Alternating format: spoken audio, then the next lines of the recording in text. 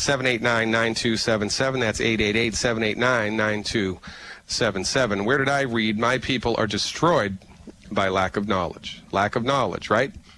I mean, before we knew how to purify water, we didn't have long life expectancies. Before we knew how to eliminate our sewage, we didn't have long life expectancies. Before we knew how to shelter ourselves from the elements and heat our homes and cool our homes, we had relatively short life expectancies, right? These are things that we've all had to do in order to just survive on planet Earth. We got to find water and purify it. We have to eliminate our waste responsibly. We have to shelter our bodies, live in houses and heat them and cool them. Well, there's one more thing we need to do that your medical doctor failed to tell you. In order for your body to regain and maintain optimal health, your body needs 90 essential nutrients, 90 essential nutrients, 60 minerals, 16 vitamins, 12 amino acids, and 2 essential fatty acids.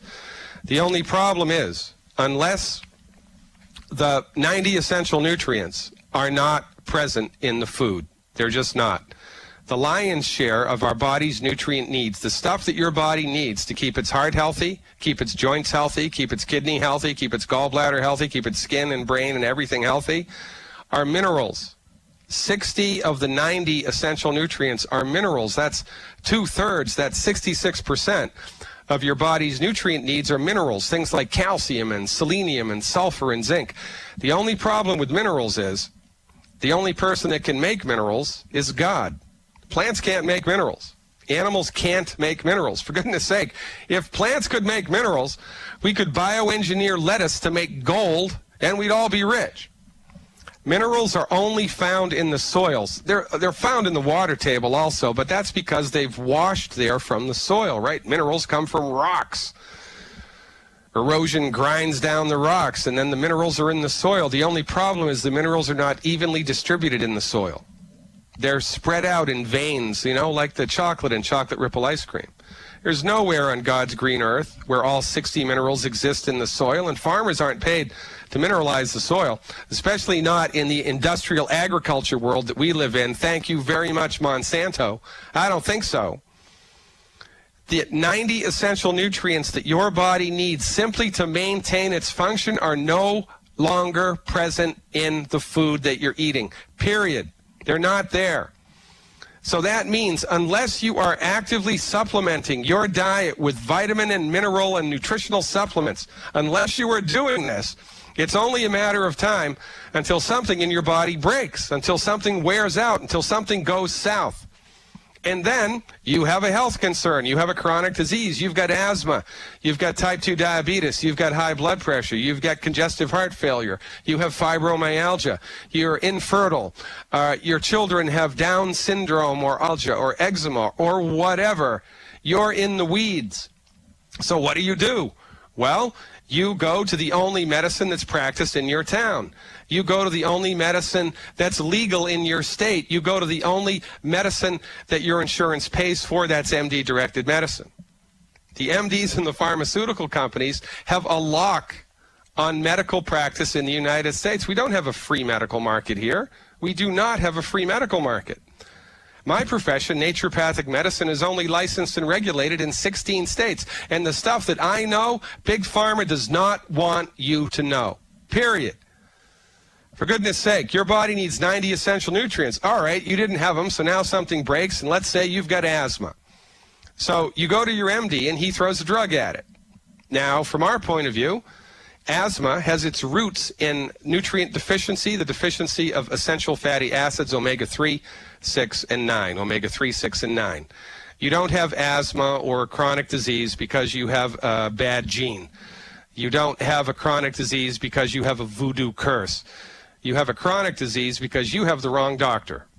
Your body has simply run out of the nutrients necessary to maintain and regulate its health. It's that simple. For goodness sake, if your car runs out of oil, what happens? The engine seizes, right? Does that mean there was anything inherently wrong with the mechanics of the engine? No. You just ran out of oil. You run out of transmission fluid, the transmission seizes. You run out of power steering fluid, you can't turn the wheel. You run out of air in the tires, well, forget it. And it's no different with the human body. The biggest problem that we have here in the United States, though, is because medicine has been monopolized by the pharmaceutical industry and the MDs for the last 100 years. Your medical doctor has no training in nutrition, no respect for nutrition, no appreciation for nutrition, and certainly no clinical experience with medical nutrition. Your medical doctor, bless his heart, is trained in drugs and surgery.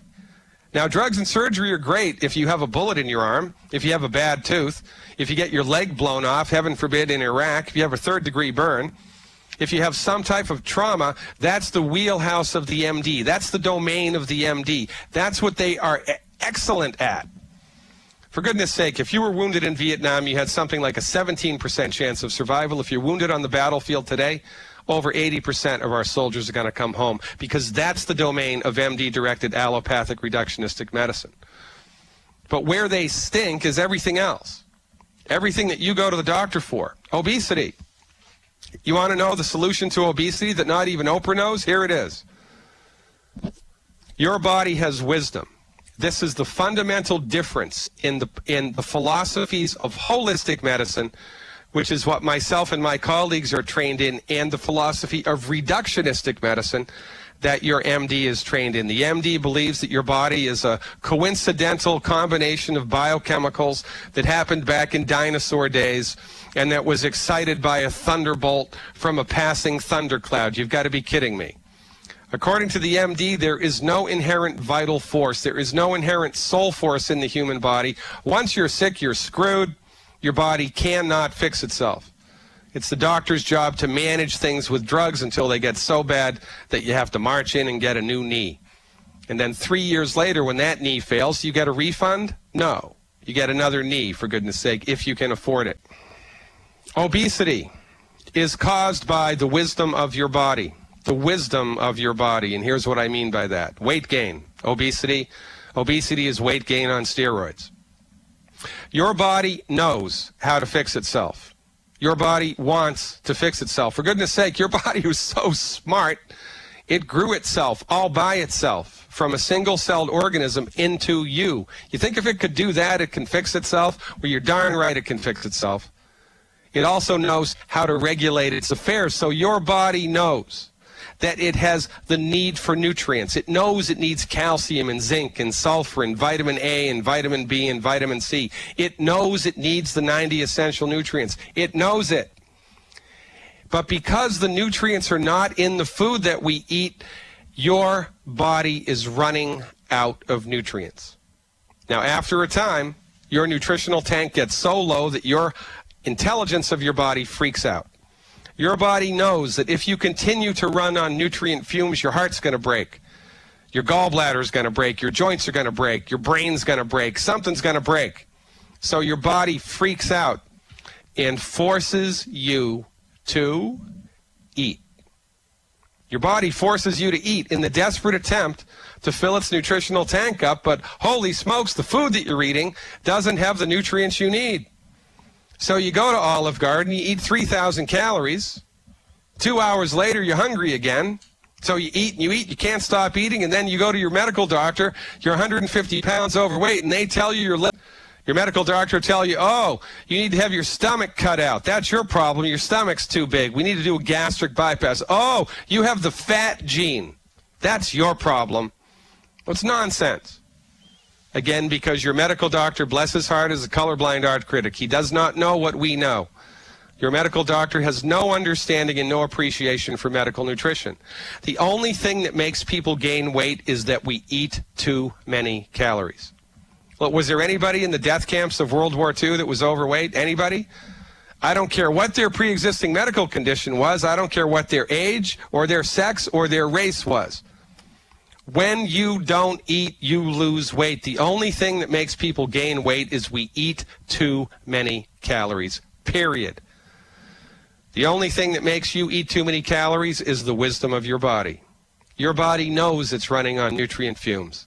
So your body forces you to eat in the desperate attempt to fill that tank up, but the food that you're eating doesn't have what you need. It just doesn't. So you eat and you eat and you eat and you eat, and then you eat some more and you never feel full. What's this? Well, it's easy. So in order to get on the other side of obesity, the other side of weight gain, you need to support and promote the nutritional